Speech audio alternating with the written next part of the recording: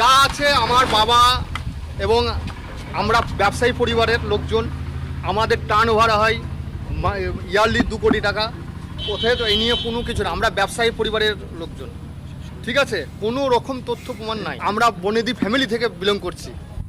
বন্ধুরা, এই সেই জীবন কৃষ্ণ দাস, যিনি সিবিআই এর ভয়ে লুকানোর চেষ্টা করেছিল, মোবাইল ছুঁড়ে ফেলার চেষ্টা করে, সে আবার বলছে সিবিআই কে সাহায্য করব, এমনই মন্তব্য করছে।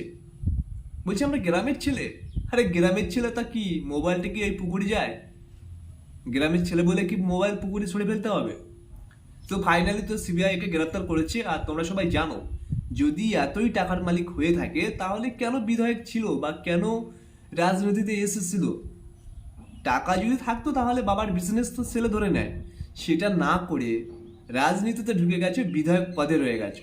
সাধারণ মানুষকে বোকা বুঝালে আর চলবে না, ঠিক আছে? এখন জেলের ঘানি টানো, কেমন লাগে দেখো।